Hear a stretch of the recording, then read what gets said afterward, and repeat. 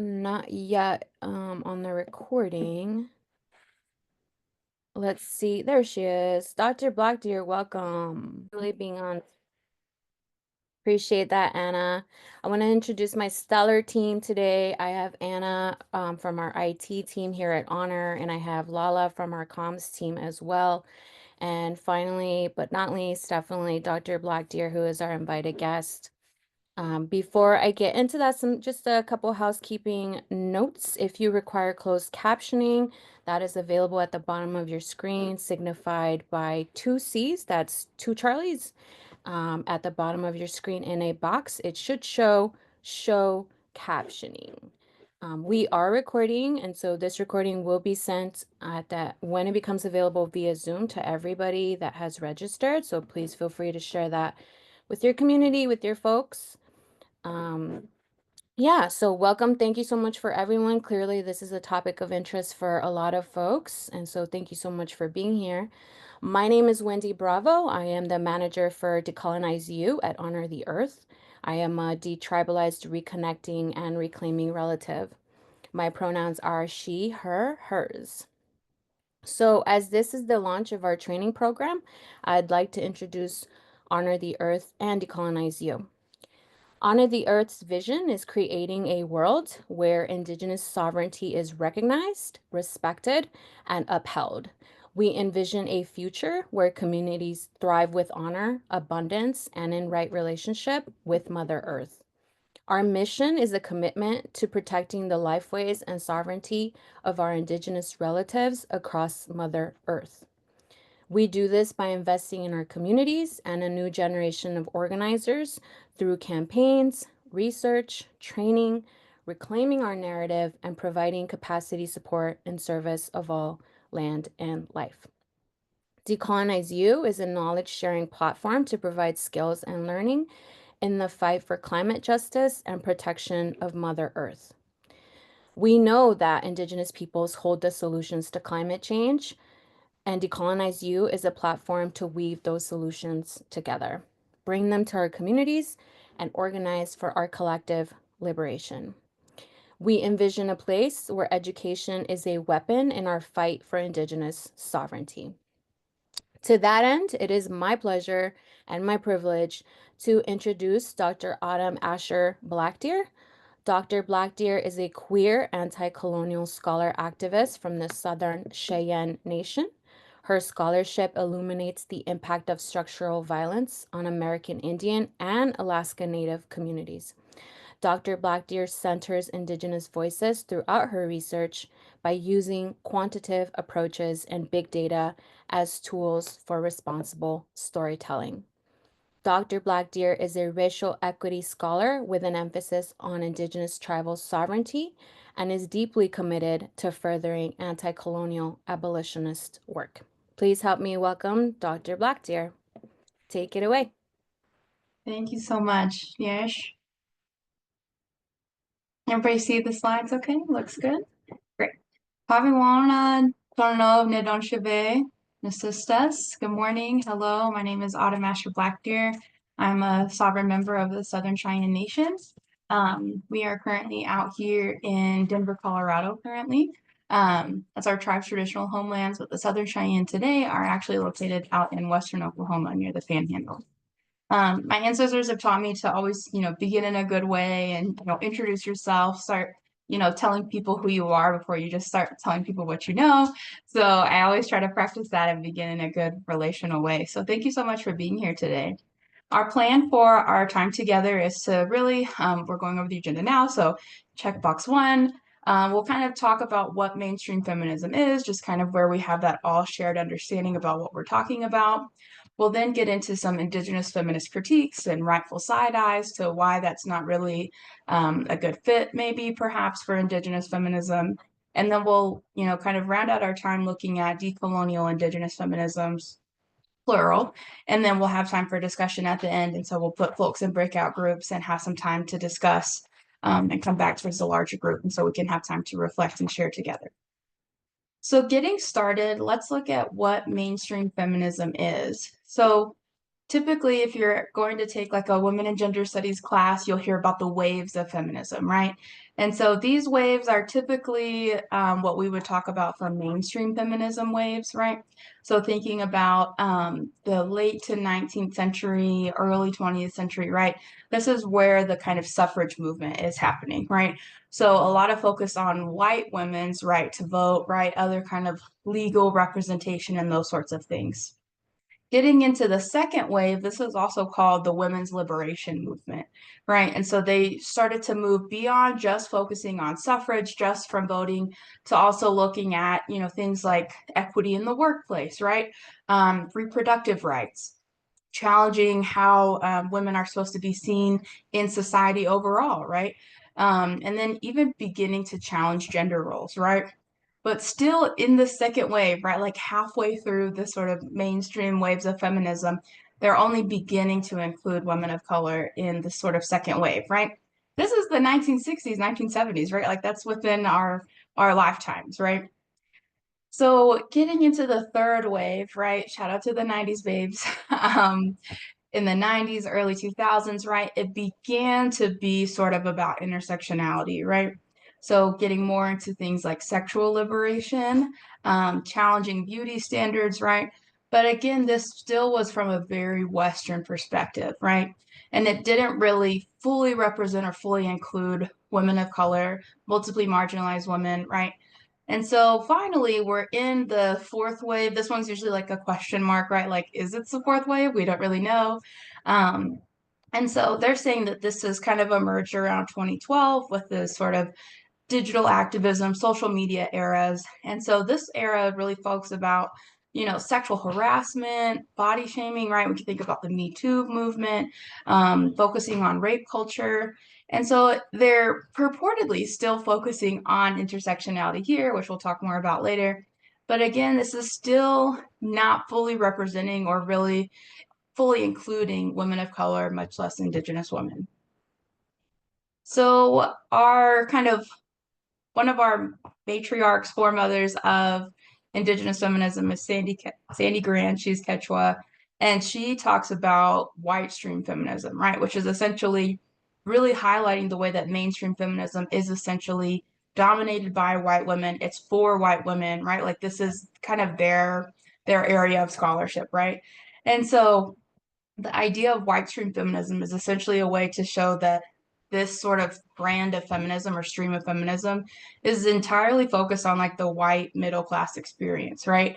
So it's not only excluding women of color, Indigenous women, but it's also excluding folks that are in lower socioeconomic statuses. We can see here a lot, like I think whenever you would ask people, what do you think of whenever you think of feminism, they would say the patriarchy, right? And so it's kind of like this gut reaction that if feminism is inherently associated with the patriarchy. And that is actually more for white stream feminism, right? So white stream feminism really centers the patriarchy as kind of this like overarching concern, right? It's meant to be this like universal oppressor of all women. But if we take a step back, we would see that they're actually missing an entire world of influence that colonialism has created that then enforces patriarchy, right? Like patriarchy didn't just spring up out of the ground and become a problem. And so in white stream feminism, there's really this like under theorization or really lack of critical grappling with colonialism at all, but really with even how the patriarchy works or enforces its sort of levels of oppression. So big gaps here in thinking about white from feminism is that overall lack of understanding what colonialism is or how it operates, right? So colonialism is essentially this ongoing system of power that really perpetuates multiple genocides like we're seeing today. It's repression of indigenous people and cultures globally, right? So it's not just limited to the United States. Um, so if you think about it, we have to be able to name and address these systems of oppression in order to be able to disrupt them, right? And I think for a lot of like mainstream feminists, it's really a big moment to just say the patriarchy and kind of paint this broad picture of like it affects all of us, so we should all address the patriarchy, right? But they're really not one, specifying a target, two, they're missing a whole breadth of like historic events that have shaped our current culture. And then three, it kind of still paints this idea that like colonialism is in the past, right? So a key thing to understanding colonialism is that it's an ongoing system of power, right? And so it's not just that we have since progressed from the colonial time period, sure, but the legacies of colonialism are very much still here today, right? And they're still effectively working, right? They're doing what they were set out to do. And so it's important for us as, critical scholars, as aspiring good relatives, right, to begin to interrogate the history of the land from which we're even having the present conversations, right? So a lot of, again, with the the patriarchy, right? As long as we're talking about the patriarchy, that kind of is another way to like bypass critically dealing with the current situation that we're in, right? Like acknowledging the current land that we're on, the struggles that have happened here, the legacies and remnants of those that we're still grappling with today, right? And so if we wanted to take a step back and go back to our timeline, right, and look at what would this actually look like, or what was actually happening for Indigenous people at the same time of these mainstream waves of um, feminism. So if we look right around here, around the first wave of feminism, right, where they're talking about suffrage, this is actually when the Merriam Report was released. And so if you're not familiar, need a refresher, right, this was the kind of federal report to Congress that said the quote, devastating impact of federal Indian policy, right? Like they were like, wow, we're really hurting people. And so it concluded a critique of the problems of federal Indian boarding schools, right? We know how much trauma was happening there. It documented how like inadequate and insufficient the care was at the Indian Health Service at the time. It really just showed that there's a lack of medical services overall for Indigenous folks across the country, right? And they also went on to note that like there's a serious morbidity issue happening across Native nations, right? So literally like this is a congressional record of the amount of like impact colonialism was happening across our nations, right? So you can already see kind of like vast differences of like white women are like, we need to be able to vote. And Indigenous people are like, we need to live, right? Like we deserve to survive, right? Um, Huge differences. Getting closer to the second wave, right, in the 1950s and 60s, this is also the tribal termination era, right, where the federal government literally said, we are not recognizing Native nations anymore. You cease to exist. We do not have a sovereign to sovereign relationship with you anymore, right? This is also when we start to see Public Law 280 come out, which extends state jurisdiction over Native nations that weren't terminated, right? And so that's another example of like colonial encroachment, right? To say that states have jurisdiction over sovereign Native nations, right? Tribes that also weren't terminated were relocated off of reservations and into urban areas, right? So again, that assimilative nature of the colonial agenda, right? They nullified treaty rights. We know that they were not recognizing treaties, ended that sort of nation to nation relationship overall. And over 100 tribes were terminated at this time, right? And so again, so women's liberation movement is happening right here, but we're again literally being targeted and attacked by the federal government at this time. Super vast differences, right? So even just the like minuscule inclusion of women of color here was still failing to even recognize or include our issues of sovereignty. Um, Looking in between the second and third wave, we're getting into the tribal self-determination era. So this is kind of where we're again swinging back. So if you're not familiar with federal Indian policy, it's essentially a pendulum, right?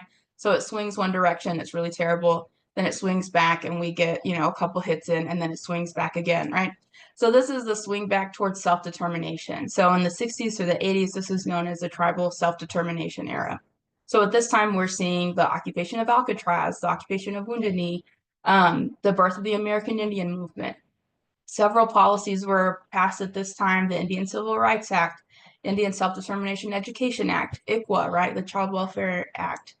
And from this, right, like this is still barely getting into the 90s. So this is, again, within our lifetime, right? And a lot of this, like you would never see any mention of sovereignty or self-determination in the ideas of mainstream feminism, right? So it's really like completely not even parallel timelines, but just completely like different universes almost. And now in present day, where we're in the fourth wave, right, we know that the 2022 Castro Huerta decision came down from the Supreme Court, right, which was granting states jurisdiction over Native nations within their boundaries, right? And so again, the pendulum swings back and we talk about this huge attack and assault on tribal sovereignty. And so we know right now with the current administration that there are already changes happening that will probably, kind of further this endeavor. And so what we're seeing is that if you are talking about, mainstream colonialism, mainstream feminism, whitestream feminism, there's no mention or accounting of colonialism at all. And it really leaves us to think like, is feminism even a place for Indigenous people? Like, is it a place for Indigenous women at all, right? Because they're focused on completely opposite things, often to the detriment of us, right?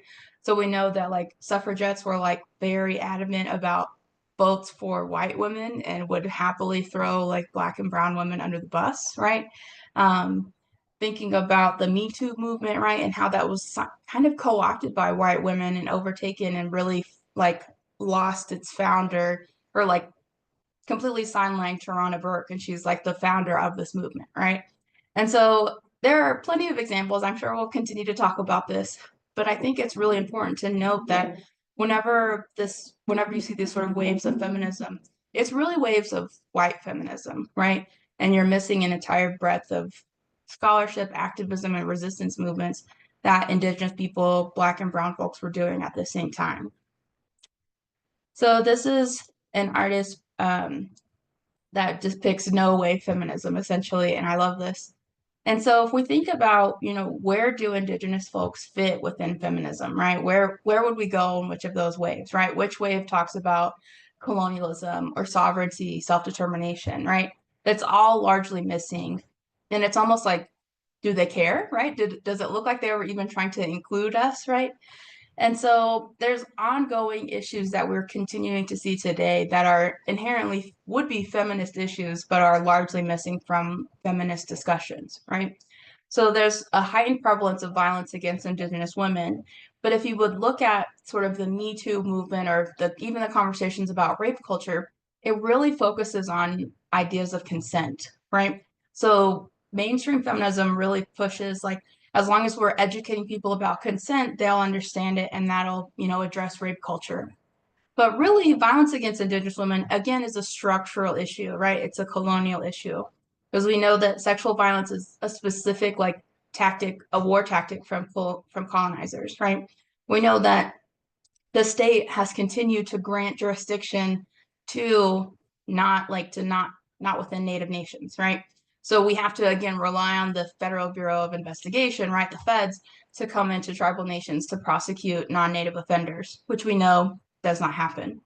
The ongoing hypersexualization of Indigenous women and girls, right? So just the kind of scratching the surface in mainstream feminism, talking about, beauty standards and body image and those sorts of things, we're not even really talking about the Eurocentricity of these beauty standards, right? Of the certain features that are seen as pretty, right? And even the conversations about pretty privilege, right? Those still miss a sort of like systemic nature, right? Of like how Indigenous women and girls are hypersexualized. And then, of course, we know the ongoing epidemic of missing and murdered Indigenous peoples, right? Like we are literally being disappeared, right? Like no one's investigating, no one's looking for us. That's why there have been like so much advocacy within Native nations from within our own groups, right, to search for our relatives, to bring them home, right? And so you can see this kind of parallel again with the like missing white woman syndrome, right? So it looks like, if you're young and white and pretty, right, probably blonde, they're going to look for you, right? It'll make national news, right? The new Netflix documentary about Gabby Petito, right? The idea that like, or John Benet Ramsey, right? All of these kind of like, they're known cases, right? And they're like, oh, it's a young, beautiful white woman. Something happens to her. We mobilize everybody to try to find them, right? But there are like hundreds of relatives going missing every year, right? That we have our own like tribal alert systems. We have, there's people doing state level policy advocacy to get these sort of like mobilizations to go find them, to look for them.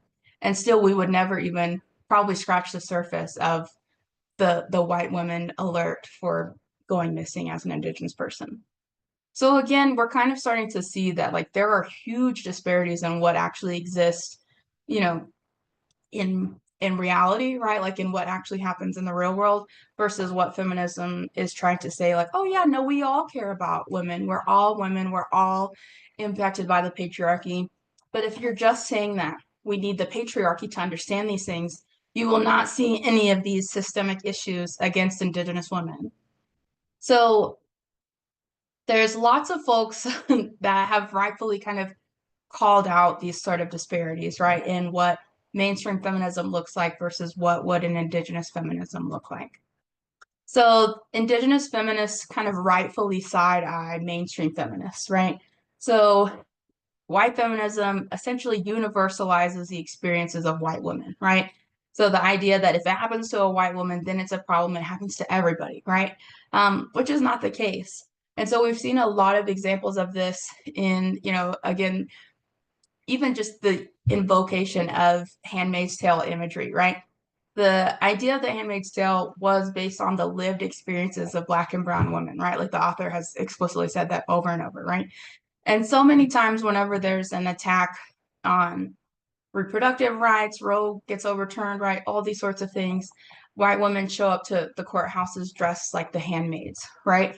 But in reality, they're actually more of Serena Joy, right? Like they're actually the ones that are actively oppressing Black and Brown women. And so the idea of like white womanhood is the really like ideal of feminism, right? To be colonial projects have really flourished under this leadership of white women, right? So we know that white women were there removing Native children, right? The white women's allegations of rape have led to the literal murder of Black and Brown individuals, right? We can see over and over that the tears of white women have been weaponized to legitimize this state-sanctioned violence, right? And so there are like endless examples of the harm that white women have caused, right? And so looking at white feminism really is the vehicle for colonial projects. Like they are moving and shaking and going and thriving, right, within their own realm of this. Um, and so again, when we talk about like the overturning of Roe, there was another kind of, handmaid's tale invocation, right? That folks are saying, oh, well, if abortion is not accessible like on a state level, maybe we can go to reservations and get them since tribes are their own sovereign nations. And we were like, excuse me, right? Like y'all have not paid attention to any indigenous issues, colonialism, sovereignty, nothing. Like y'all have not done anything. But as soon as like your rights are attacked, you're like, you know who can save us? Indigenous people, right? We'll just go to their and I'm like, y'all clearly have no idea what the reality for Indigenous people is because one, there's the Snyder Act, which prohibits the use of federal funds for abortions or things like that. So that inherently eliminates all Indian health services, right? That's a federally funded health service. Second of all, like as a person who grew up going to IHS, like I never saw the same provider twice, right? So it's like the idea that we have this amazing healthcare system that's untouched by, the federal system is a joke, right? And then the idea too that folks wouldn't also still be prosecuted as soon as they left native land, right? And then now with Castro Huerta, like the state is saying we actually have jurisdiction here, so we can still arrest people, on tribal lands as well.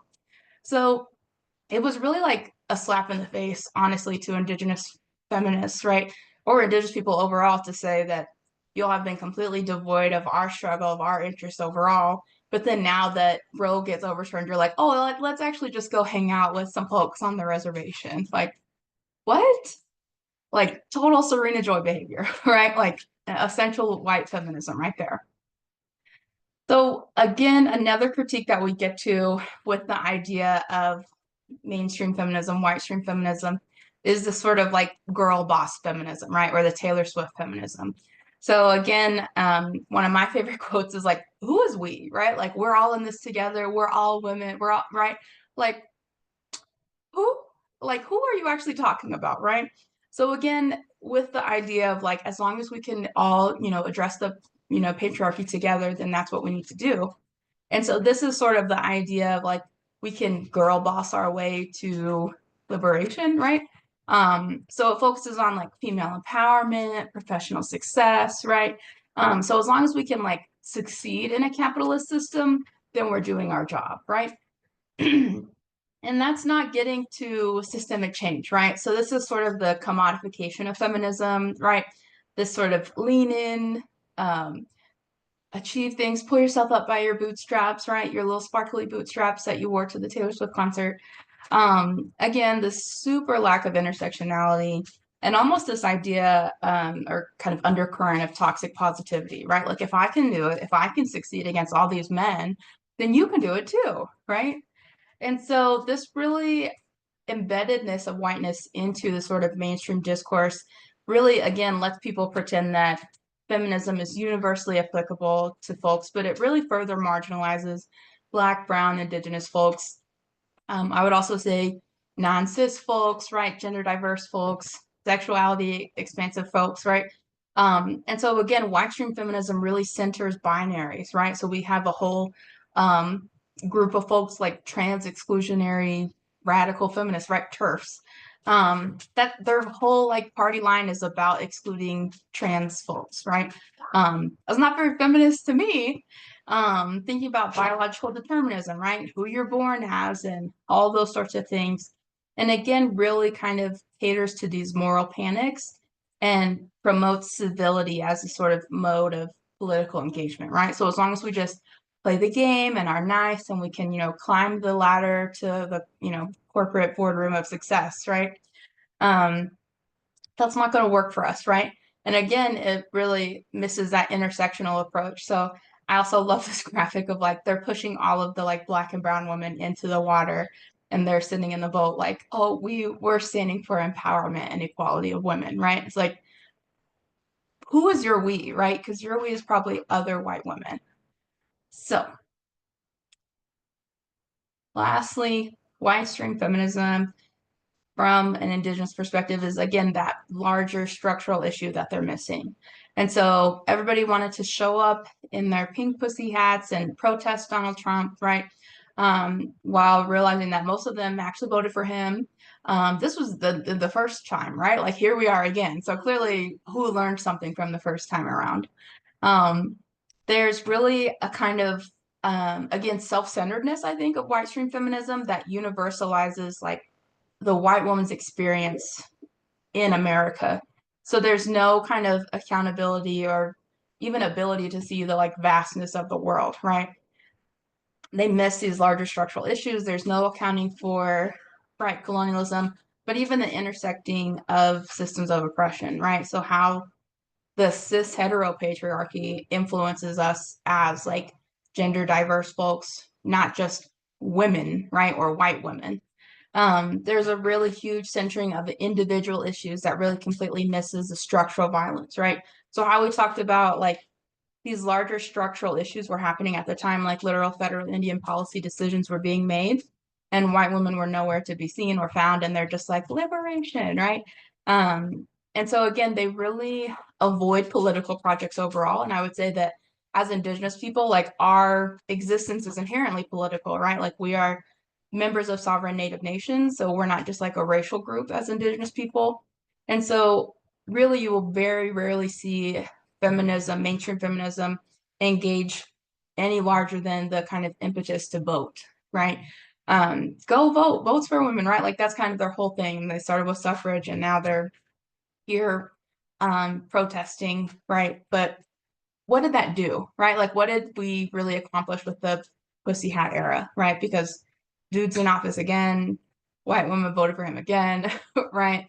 And so again, I love this picture because it really just kind of demonstrates the kind of like chasm that exists between white stream feminists and like real world women, right? Like folks that are like, what are you doing? Right? Like my life is in danger and you're taking selfies in a knit hat. Cool, like good for you. So attempts to remedy this, again, we've talked here and there about intersectionality, but I would say that really white stream feminism doesn't fully even grasp the concept of intersectionality very well either, right? So in an attempt to kind of bring together these sort of siloed or forgotten aspects of mainstream feminism, they're trying to see that like all of these things interact with one another, right? And so it's not just like, oh, intersectionality for a Black woman, intersectionality for a queer woman, but like intersectionality for a Black and queer woman, right? Like, what does that look like? What does feminism look like for them, right? And so all of these factors together like influence the problems that we as Indigenous folks and as women of color would face, right? So there are like even dynamics of systemic oppression related to almost every single one of these kind of axes of identity. And so just having multiple identities doesn't make you intersectional, right? Like I think there's a lot of like buzzword that has happened with intersectionality. And so the kind of claims or ideas of like, oh well, I'm not a whitestream feminist, I'm intersectional. And it's like, what does that mean though? Like, how are you intersectional? Because intersectionality is something that you do, not like a state of being, right? So in order to sort of move us forward from all of these things, there have been several folks that put forward, a decolonial perspective of what Indigenous feminism could even look like. Um, so if we wanted to really unsettle feminism or unsettle white stream feminism, we would really kind of problematize the idea of extraction, right? So again, intersectionality was literally by Kimberly Crenshaw, a Black woman, and they've really just taken that and stripped it of all of its intended purposes, right? To say, I'm intersectional, I'm an intersectional feminist. Like, okay, cool, but what do you do, right? Because you're still pretty much actively excluding folks that you don't consider part of your we, right? And Indigenous feminism, though, would seek meaningful inclusion, right? And so we wouldn't want to just say, oh, an Indigenous version of feminism is just including Indigenous people, right? Because that's not a solution, right? Like mashing generations of like traditional wisdom and practices into a white stream feminist box, like, is not a goal, right? That just like reinforces the colonial hierarchy.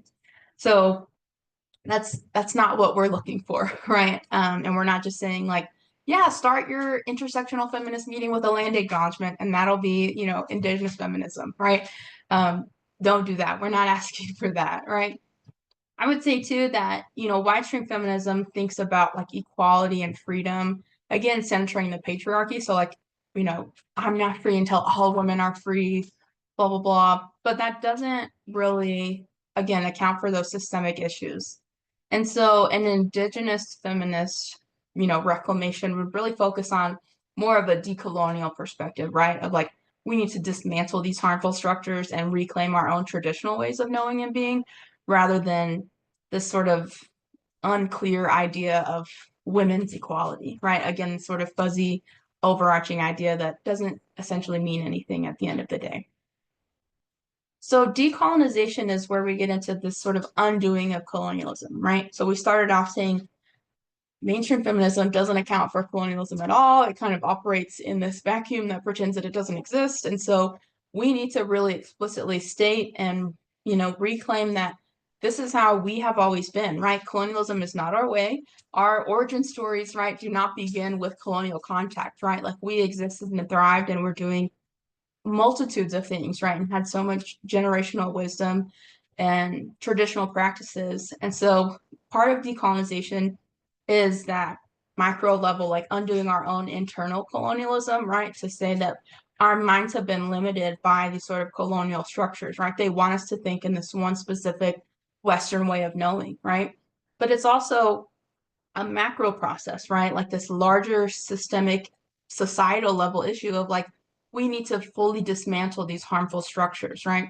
So we're not trying to just, be free within these systems, right? What does freedom look like, right? And there's a lot of wonderful, scholarship of like Black scholars, talking about what is freedom under the system, right? What does that even mean? And so I think there's a lot of parallels that we can see if you just look up the intersections of scholarship between Black liberation and Indigenous sovereignty, that again, both are largely missing from mainstream feminism. So I would say that decolonization is again more in alignment with abolition, right? Which is again where we can see from generations of Black scholarship talking about like we both, both abolition and decolonization are imagining our life beyond these structures of settler colonialism and white supremacy, right? So rather than saying like it is what it is, we have to get used to it, we're saying like we have thrived before these things happen and we can continue to thrive beyond them, right? We have like our ancestors literally lived outside of colonialism and we're doing great. So like we know that that other world is possible. Um, so again, the ultimate goal is collective liberation, and that's largely missing, completely entirely missing from mainstream feminism, right? So we really need decolonization or a decolonial approach in order to address the sort of inherent violence and the ongoing systemic violence from these sort of settler nation states. So an indigenous feminism is inherently decolonial because it really draws attention to how the violence that happens against our bodies as indigenous people also mirrors the violence that has happened to our lands, right? And that is continuing to be attacking our lands, right? So an indigenous feminism really shows us how oppression happens at multiple levels of society, right? So it's inherently intersectional by focusing on the intersection of like race and gender and class, right? Um, so mainstream feminism really kind of separates race and gender, right? Like that's a racial issue. That's not for us as feminists, right? Um, and again, I would say too that indigenous issues are not solely racially based because we're a like being indigenous is a political status, not just a racial identity, right? And so you can't just separate out our issues by saying like, oh, we don't want to get anything too political. It's like, too bad because we're here, right? And indigenous feminism would also reject this sort of normalization of just Western worldviews and systems, right, that are literally predicated on this hierarchy of settler power, right?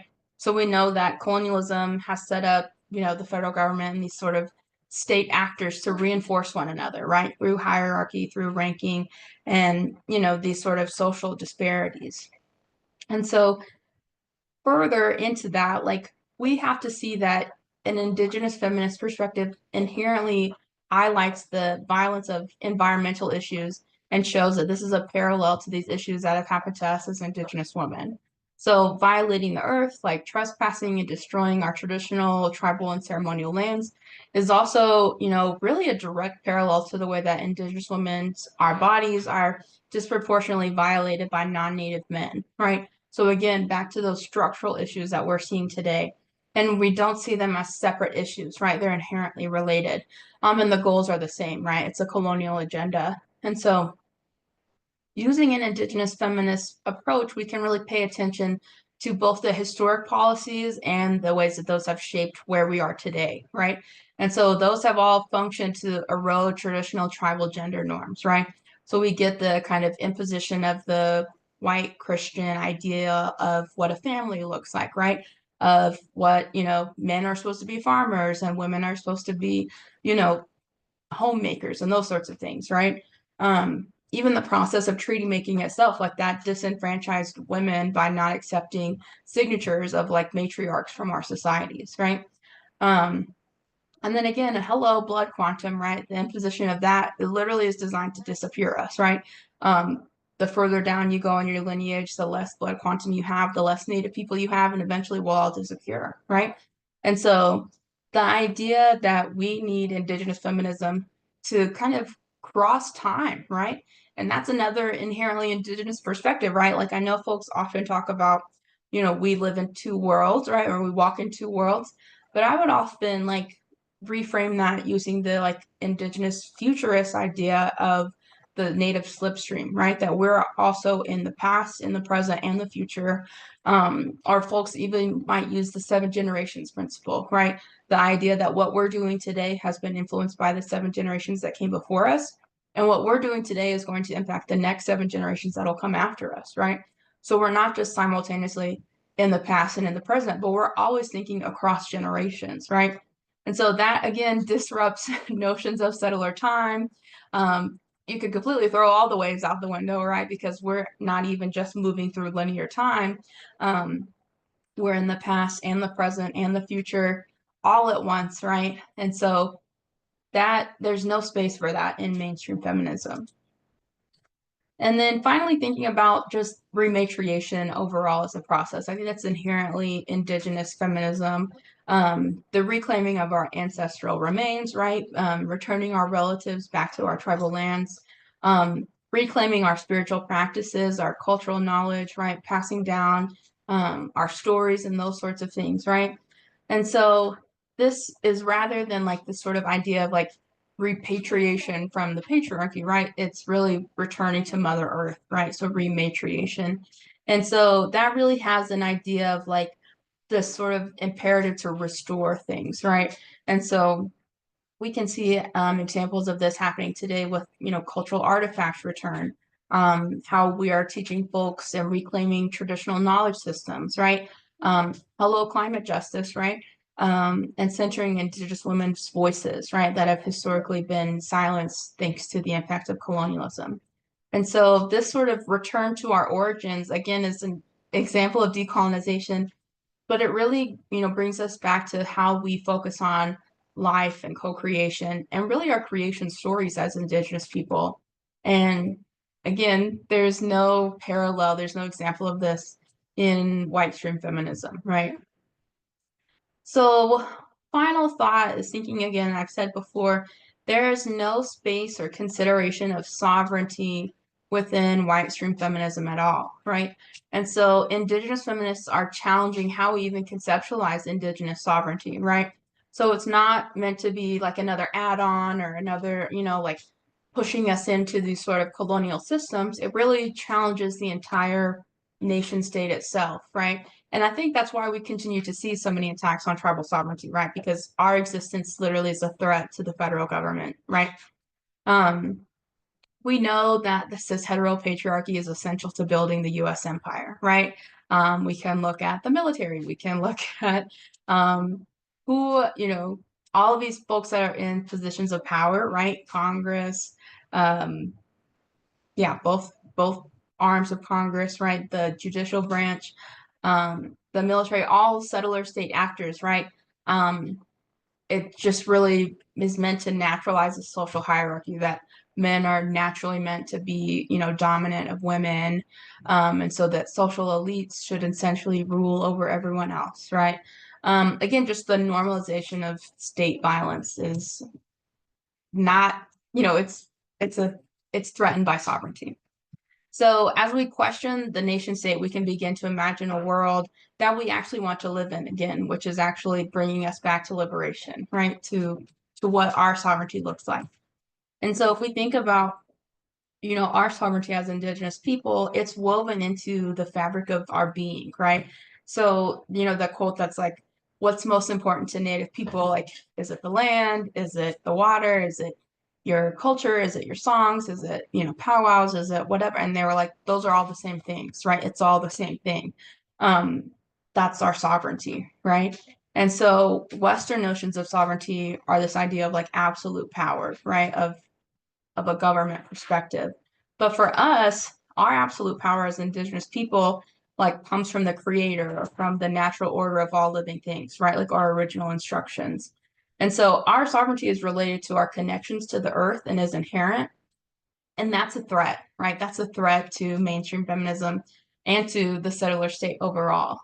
And so I just wanted to conclude with this quote that says, just as sovereignty cannot be granted but must be recognized as an inherent right to self-determination, so Indian feminism must also be recognized as powerful in its own terms and in its own right. So as we're thinking, and we're going to have time for discussion in just a second, I think it's really important, as kind of parting thoughts to think of that oftentimes we're seen as like the alternative, right? Like again with Roe v. Wade, and they're like, oh, let's just go see what the Indigenous people are doing, and they can be our kind of scapegoat. Um, we don't need to be defined in opposition, right? So that's why I wanted to highlight that throughout, looking at decolonial Indigenous feminisms, there is no one feminism, right? It's not prescriptive. It's open and expansive, and it's meant to be specific to the Indigenous people wherever they are, right? So there's like Native Hawaiian Kuleana, right? Like that concept is inherent to Native Hawaiian Indigenous feminists, right? And there are so many things that are like tenets or concepts that apply across Indigenous feminisms, but there is no one direct way to be an Indigenous feminist. And also too, like there are so many concepts that don't even have a parallel within mainstream feminism that it shows that like our feminism is not created in response to theirs, right? It's like we've been on different tracks this entire time, right? Like we've been literally like fighting for our survival against a federal nation state that doesn't want us to exist, right? We've been politicized and our bodies have been attacked just as our lands have been attacked and disenfranchised, right?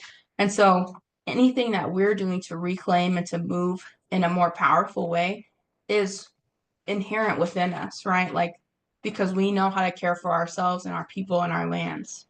So just take that with us that, again, Indigenous people, we have the solutions and we've been in a world without colonialism and we can get to that world again. So I think at this time, I want to invite folks to participate in discussion. So if that's not your jam and you want to hop off, you're welcome to do so now. No harm, no foul. But we have some facilitators, and so what we're going to do is folks that want to stay on, we're going to sort you into breakout groups and have time to talk about these two questions, get to know other folks in your group. Then we'll come back and share out as a group. And then there are two more questions that will send you into different breakout groups, have another discussion, come back, share out, and then we'll conclude our time together. Hey, Dr. So, Dear, yeah, change of plans real quick. Thank you for that so much. That was amazing.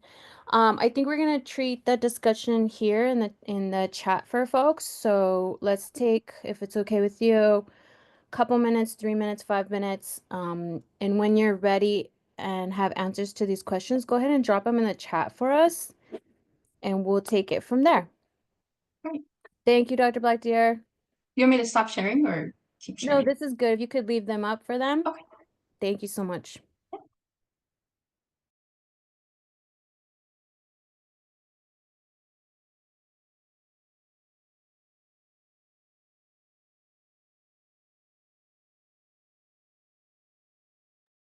You also got some shout outs in the Q&A, Dr. BlackDeer, if you want to check those out.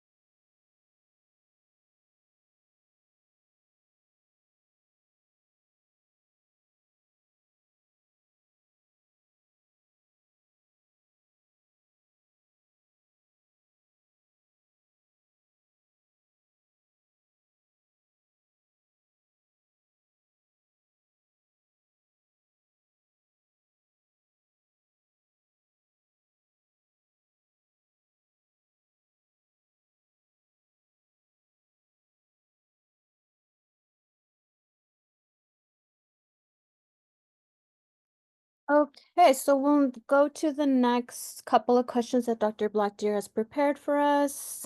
We'll take a couple minutes to think those through. Loving all the responses in the chat. Thank you so much for chiming in, folks. So, discussion questions. Can you think of examples from your own nation or that you have heard from other Native nations that demonstrates the importance and power of Indigenous women? Additionally, can Indigenous women be feminist? We'll take a couple, several as appropriate minutes to think this through.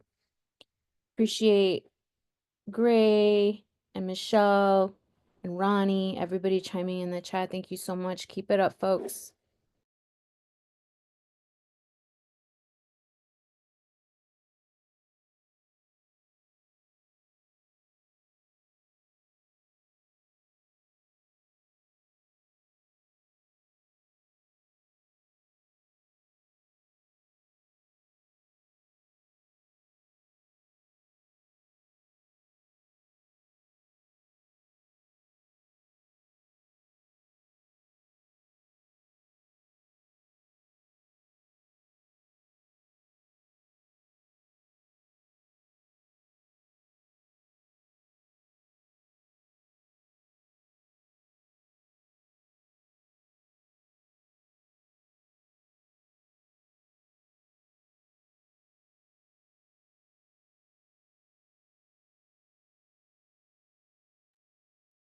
Awesome. Thank you so much, everyone. We're going to move to the Q&A session for Dr. Blackdeer.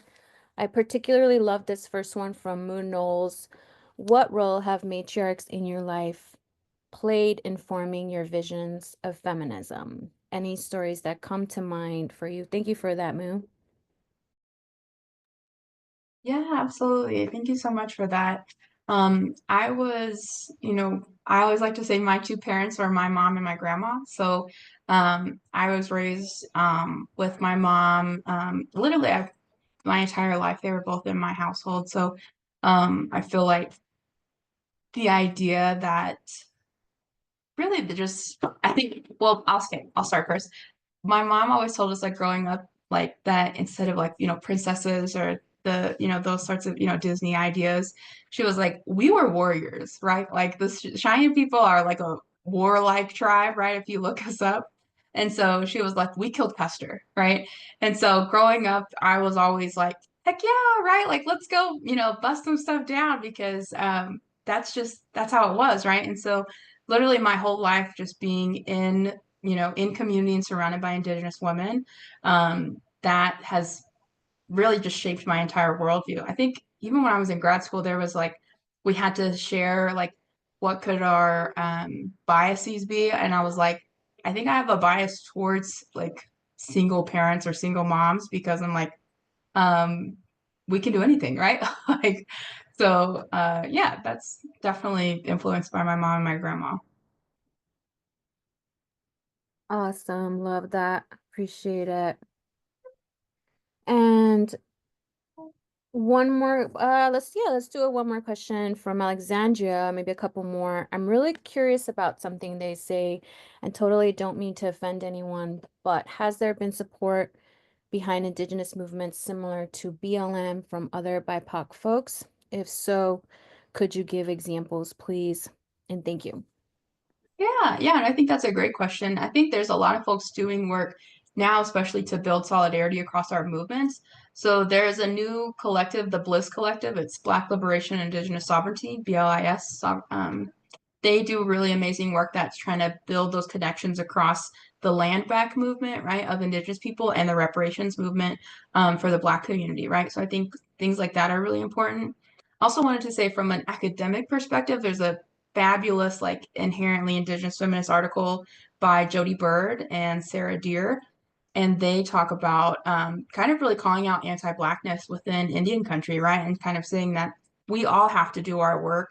And a lot of times nobody wants to talk about anti-Blackness in Indigenous, like in Indian country, right? And so it's like we have to have these conversations and be critical across our movements in order to build that critical solidarity. So there's just really awesome examples of that. I can't think of the name right now, but I can probably link it out to that article afterwards. Lovely. Thank you for that. One more from Ani Methi. When you talked about the lack of intersectionality in mainstream, quote, white feminism, such as the increasing exclusion of multiple marginalized folks, say someone who is Black, disabled trans woman. I was wondering, would you know about ways in which Indigenous feminist advocacy has attempted or presently attempts to remedy this gap? Yeah, absolutely. So one of the kind of my core examples, I think, of what Indigenous feminism looks like is the Native Women's Care Circle in St. Louis. And so it's kind of like an urban collective of just Indigenous matriarchs, land protectors, right? They go pray for the water every Sunday. And I think one of the examples from like that practice of being in community with these women is that it really centers like the most vulnerable folks, right? So it doesn't even require that you like list out all of these identities. It's the Native Women's Care Circle in WCC in St. Louis. And I think it's just an example of that. Like, it's a beautiful example of what community care could look like if we were really, truly in community with one another, right? So there are, protocols for whenever we have full moon ceremony, right? We have a food protocol whenever we all, bring together a meal to share, right?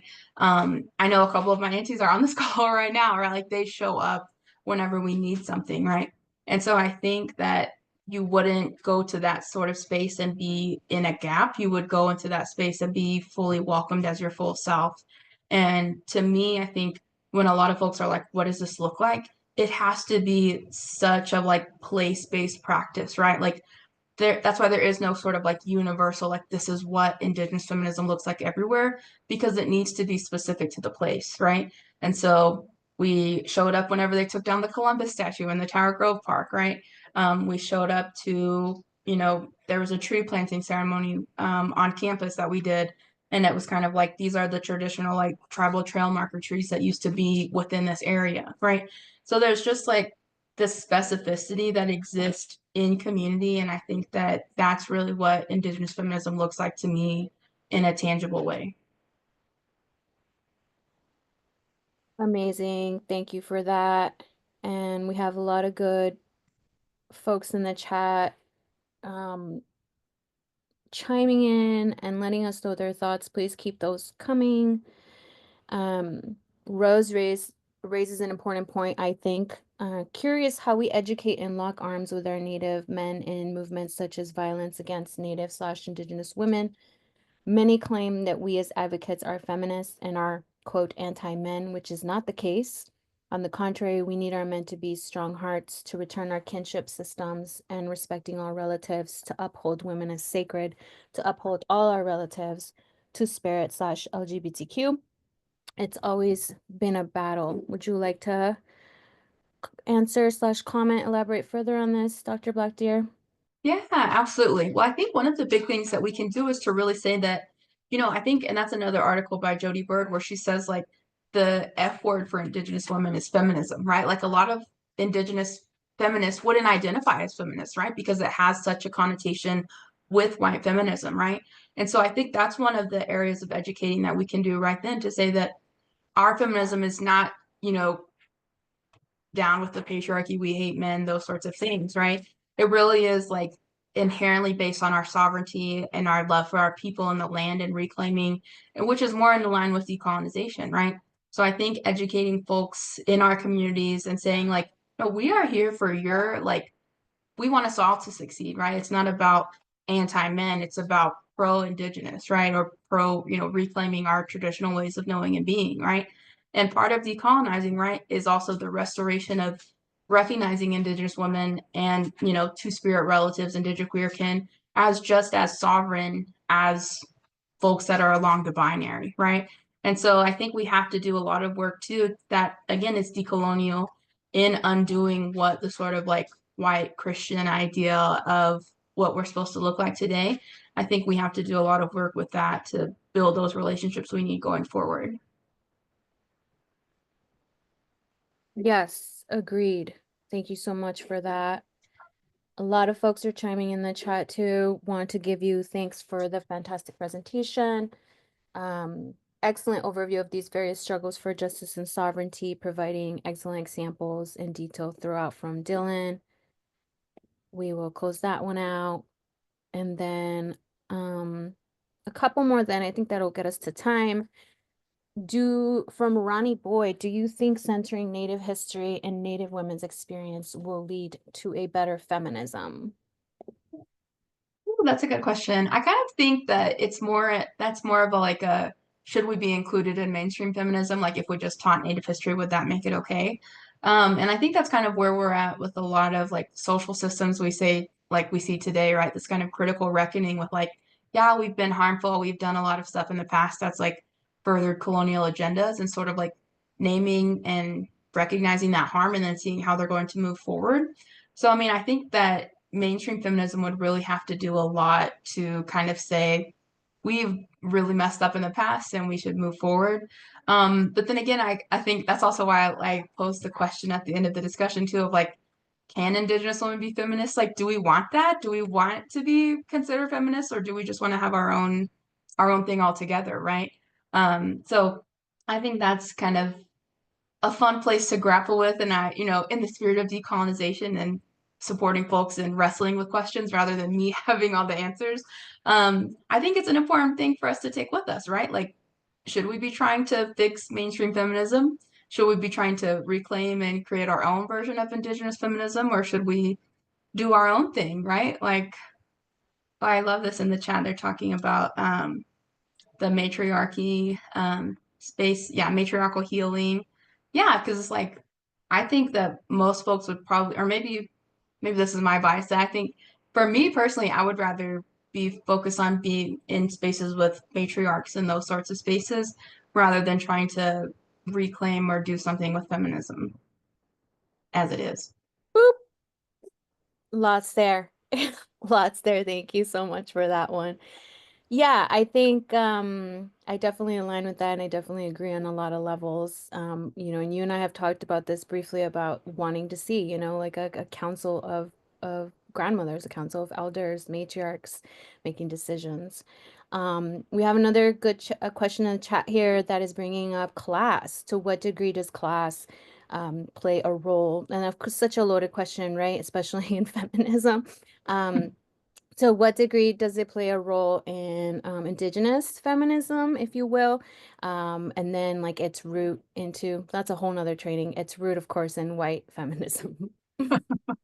Oh yeah, yeah, I love those. I call those like dissertation questions. Like I'm like I could write an entire dissertation How on much this time do you question, have? Okay. right? Oh my gosh, I love it. And I love that folks are interested in that. I think specifically for class and Indigenous feminism, right? A lot of us are from what would be considered like lower class or lower socioeconomic status. And I would say that's again intentionally from colonialism, right? Like the idea of colonialism is to make us dependent upon state resources, right? So the Indian Health Service is chronically underfunded, right?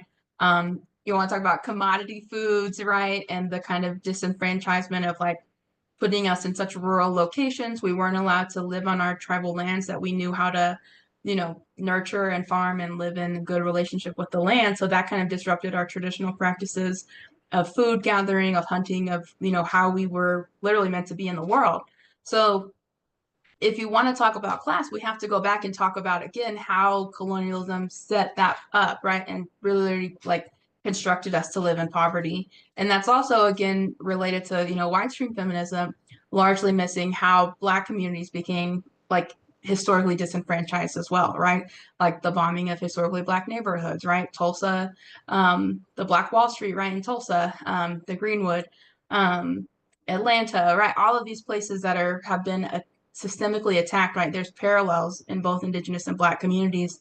So the idea, again, that they're always kind of moving the target of saying, if you pull yourself up by your bootstraps and become successful, right? But then they like move the target again. So I think there's a lot of parallels. And again, we can do that for a future talk about talking about class. But for me, whenever folks are like, what about class? I'm like, class is also works to reify the colonial hierarchy, right? To say that this is another way that we can stratify folks, right? So even the poorest white person is still above a Black or brown person, right? Even as high achieving as we could possibly be. Yes. Thank you for getting to the root of that, which is, of course, capitalism's oppression, the root of all evil. Yeah, thank you so much for that. I think sometimes when folks pose it, it's kind of like a gotcha, like you didn't mention class, and it's like Right. actually, can we just abolish? Like it'd be cool if we just didn't have class, like that would be cool. Sure. And then, okay, we have a really good question from Annie. In my community, the Romani people have been deeply subjugated under Christianity and purity laws that aren't necessarily a part of our pre-colonial history. How do we go about addressing the religious abuse in our feminism? Ooh. I mean, I think the inherent part of that is decolonizing, right? To say that this is not our way, this was not our way, like your beliefs or these beliefs that have been imposed on us aren't ours. And so what would it look like to reclaim our traditional spiritual practices, our religion, right? Which even I would say again, another point of contention is folks are like, we don't even identify with the word religion, right? Like that's an inherently westernized concept that we don't agree with, or doesn't feel like it fits with what we do as a practice. And so I think, how we can deal with, religious abuse, with spiritual abuse and trauma, those sorts of things through feminism is decolonizing. Amazing. We love that. On that note, any last thoughts, comments, questions, concerns before I close this out here?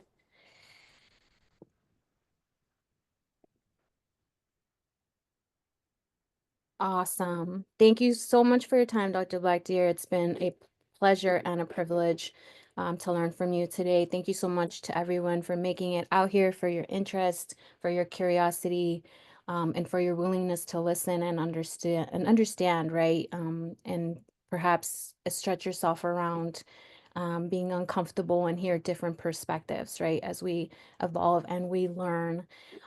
We're gonna drop a survey in the chat. We'd love to hear your thoughts, your comments, any further offerings that we could put out for you folks. This is the first of many to come.